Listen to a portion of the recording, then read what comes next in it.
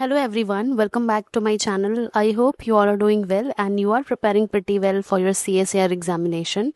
You don't have that much of time, so I will quickly provide you the most expected questions that will definitely come in CSIR B section.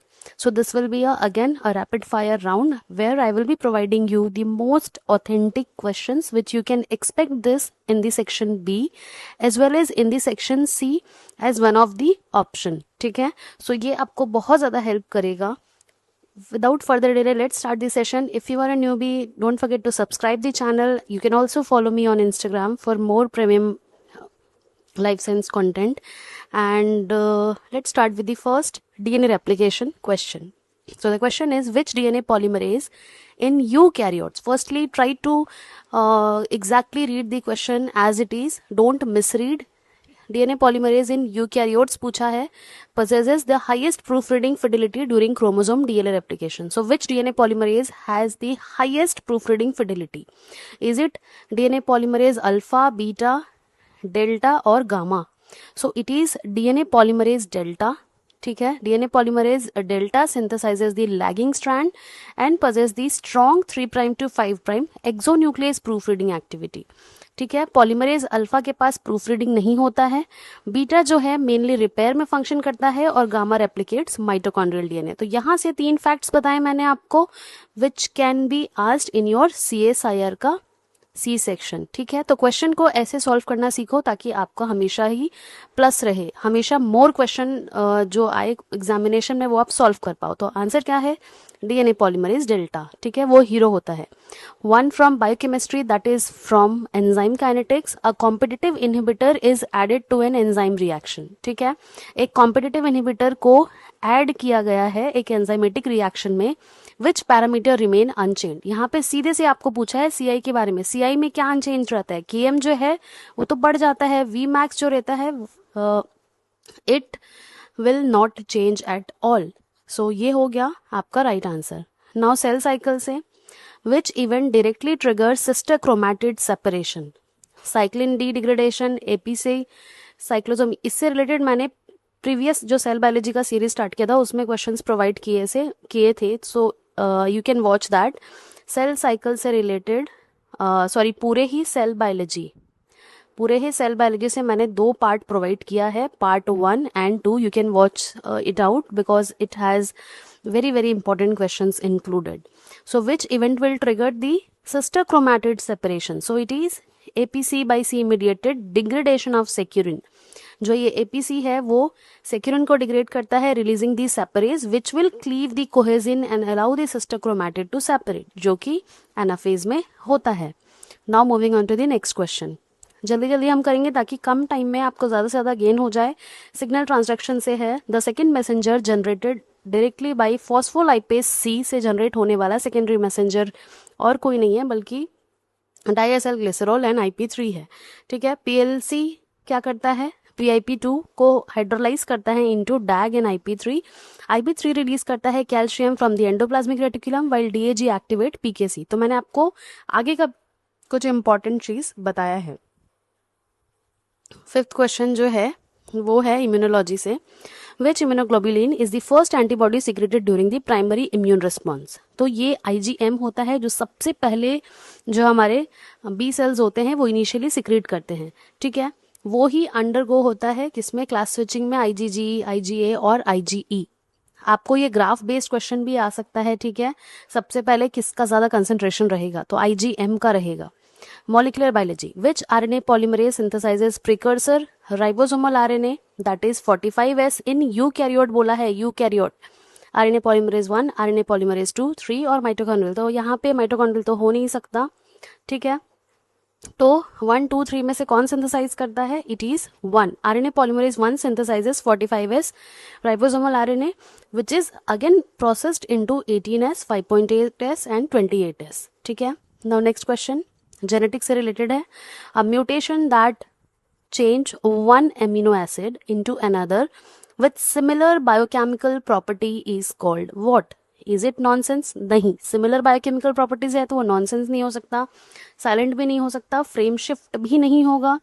It will conservative missense mutation. ठीक है, conservative missense mutation मतलब substitute an amino acid with one having similar properties often causing minimal functional effect. ठीक है, क्योंकि मिलता जुलता biochemical property वाला amino acid जो है वो इनकॉर्पोरेट किया जाता है। So it is conservative missense mutation. Biochemistry से आगे ना क्वेश्चन देख लेते हैं। Which amino acid contributes most significantly to buffering near physiological pH. अब मैंने अपने प्रीवियस सेशंस में बहुत बार बताया, जहां बात होती है फिजियोलॉजिकल पीएच की, जहां टर्म आ गया फिजियोलॉजिकल पीएच की, वहां आंसर मार्क करना है हिस्टिडीन। ठीक है, हिस्टिडीन में क्या होता है, एक इमिडाजोल ग्रुप होता है साइड चेन में with a pKa close to physiological pH, so it is an effective biological buffer। ठीक है, नेक्स्ट क्वेश्चन पे चलते हैं जो कि माइक्रोबायोलॉजी से है। During bacterial growth competence for DNA Uptake is generally highest during, जैसे एक सेल है वो डीएनए ले रहा है, तो ये कब हाई रहेगा, लैग फेज में। ठीक है, इसे कंपिटेंस बोलते हैं। एक्सपोनेंशियल फेज में, स्टेशनरी फेज में, डेथ फेज में। सो जितने भी कंपीटेंट बैक्टीरिया रहते हैं वो जनरली स्टेशनरी फेज में रहते हैं। ठीक है, many naturally competent bacteria become competed during the stationary phase in response to nutrient limitation and quorum sensing. So stationary phase में ही जो डीएनए अपटेक का जो चांस रहता है वो ज्यादा रहता है। नाउ बायोइन्फॉर्मेटिक्स से भी क्वेश्चन आ सकता है। Which substitution matrix is generally preferred for detecting distant evolutionary relationship? PAM 30, PAM 70, BLOSSOM 90, BLOSSOM 45। Don't take risk in these type of question जो कि स्पेसिफिकली बोला है। आप इसमें तुक्का मारोगे, 70 पढ़ा पढ़ा लग रहा है, ब्लॉसम 90 पढ़ा पढ़ा लग रहा है, या पैम देखा लग रहा है, तो आप उसको मार्क कर दोगे, वहां पे आप लूज कर दोगे 0.5 मार्क। ठीक है, तो अगर जानते हो ये स्पेसिफिक है, पता है तो करो, नहीं पता है तो स्किप करो। सो कौन सा सब्स्टिट्यूशन मैट्रिक्स है जो कि प्रेफर किया जाता है detecting distant evolutionary relationship? So it is BLOSSOM 45, which is designed for more divergent sequences, whereas BLOSSOM 80 to 90 is better for closely related protein। तो closely related पूछेगा तो BLOSSOM 90, और अगर distantly पूछ रहा है यानी divergent sequences का पूछेगा, so it will be 45। ठीक है, तो यहाँ से भी दो इन्फॉर्मेशन मैंने आपको दिया। नेक्स्ट वन प्रोटीन टारगेटिंग से रिलेटेड है। A newly synthesized protein contains an N-terminal signal peptide and enters the endoplasmic reticulum। ठीक है, एक नया प्रोटीन सिंथेसाइज हुआ है। ठीक है, N-terminal signal peptide जो कि जाता है ER में। Which complex initially recognizes the signal sequence? Signal sequence को रिकॉग्नाइज कौन करेगा? ऑफ कोर्स ये करेगा सिग्नल रिकग्निशन पार्टिकल। ये जो क्वेश्चन है वो काफ़ी सिंपल तरीके से अगर आपको बी में एज अ फैक्चुअल फॉर्म दिया है, so it is very likely that they will twist the question a little bit and they will provide it in the C section। और रिसर्चर ने एक एक्सपेरिमेंट किया, जैसे कि मैं हमेशा बोलती हूँ, सिंपल फैक्ट को कॉम्प्लिकेट करके एक पूरा सिनेरियो क्रिएट करके अगर वो क्वेश्चन दे देंगे तो वो 4 मार्क का हो जाएगा, 4 मार्क्स का। तो वहाँ पे आप थोड़ा घूम जाओगे, SRP के बारे में ही पूछेगा लेकिन वो थोड़ा सा ट्विस्ट करके पूछेगा। So SRP binds the emerging signal peptide on the ribosome, pauses translation. ठीक है, नेक्स्ट चलते हैं। Which histone modification is most strongly associated with transcriptionally active promoters? Again a specific question, अगर पता है तो पता है, नहीं पता है तो छोड़ दो।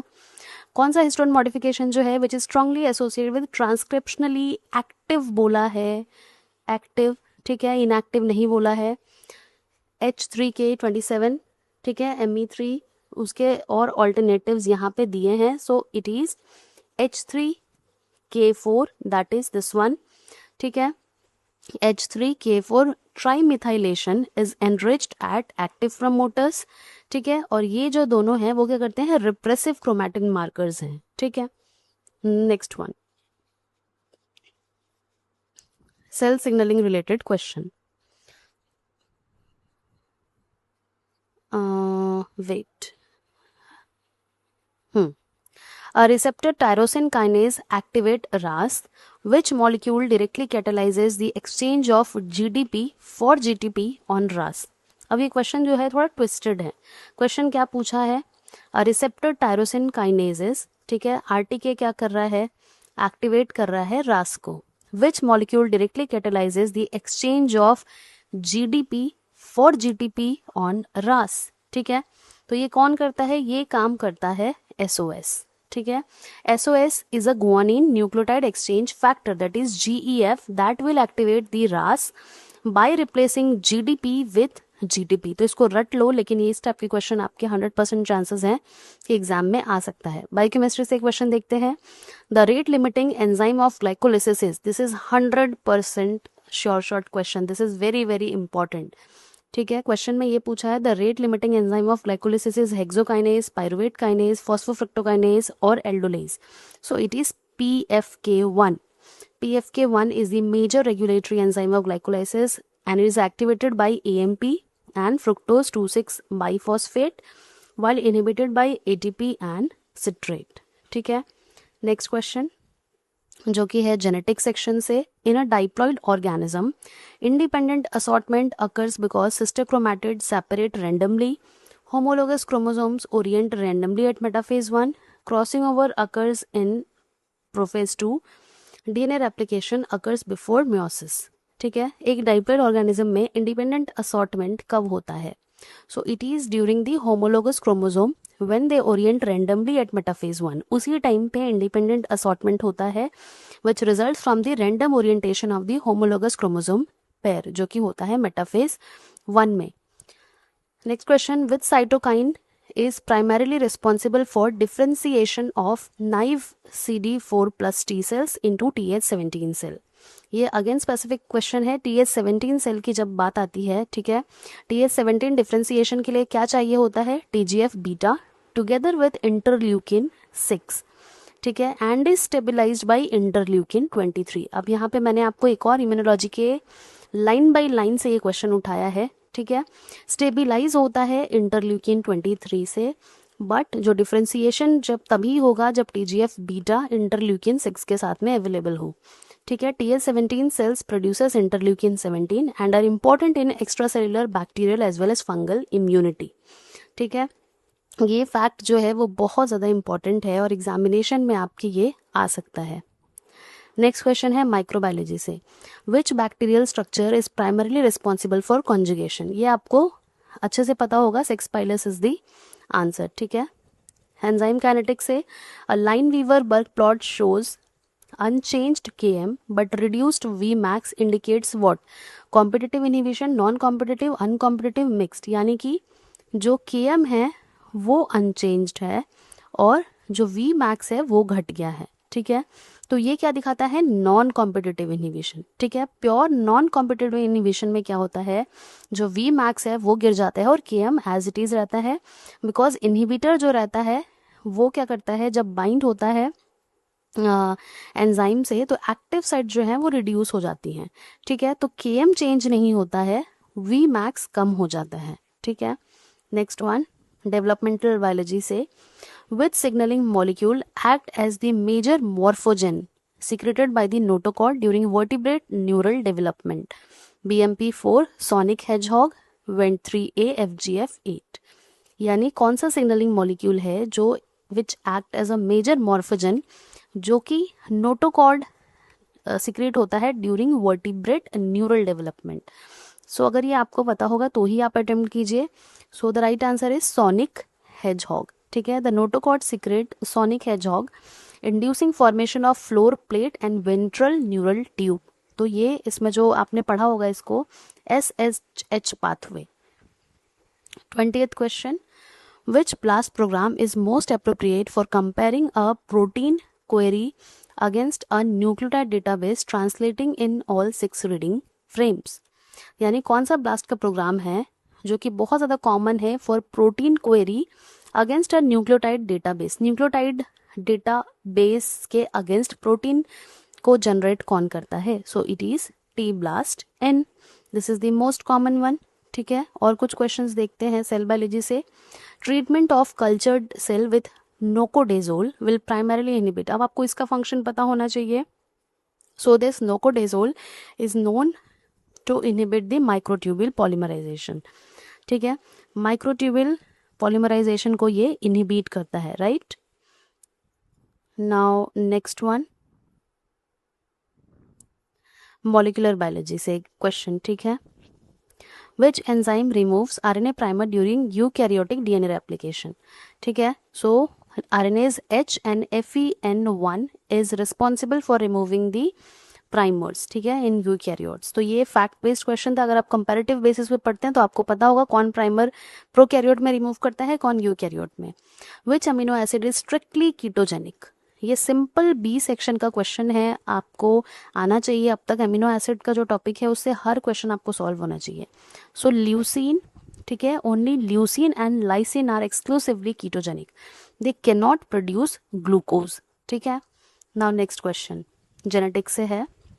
According to Michelson-Stale experiment, after 2 generations in N14 medium, DNA molecules are expected to be. सोचो अगर ये पूरा एक्सपेरिमेंट देता तो वो सी सेक्शन में क्वेश्चन आता, बट इसने सिर्फ किस में दिया है, थोड़ा सा एक पूछा है, एक ही स्पेसिफिक पार्ट पूछा है, इसलिए ये बी सेक्शन में आएगा. ठीक है, अगर हम आपको पता होगा मीजल्सन स्टेल एक्सपेरिमेंट, तो 2 जनरेशन्स के बाद में जो DNA मॉलिक्यूल्स हैं, ठीक है, इसमें रखा है N14 रिच में रखा है, then what it will be 100% heavy, 100% hybrid, 50% hybrid, 50% light and 25% heavy and 75% light. So it will be 50% hybrid and 50% light. After 1 generation all hybrid, और 2 जनरेशन के बाद क्या होगा, 50% हाइब्रिड एंड 50% लाइट, क्योंकि हमारा जो DNA रेप्लिकेशन होता है इट इज सेमी कंजर्वेटिव. ठीक है, so the right answer will be option C. Next question immunology से है. Positive selection of T cells occur in the bone marrow, thymic medulla, thymic cortex, spleen. तो positive selection of T cell कहाँ होता है, इन दी thymic cortex. ठीक है, उससे याद रखना. कैसे याद रखना, कॉर्टेक्स में टी आता है तो पॉजिटिव सिलेक्शन टी सेल का कहाँ होगा, कॉर्टेक्स में होगा. So I think this is all for this one. I hope you liked it. Don't forget to subscribe the channel and do practice all the questions.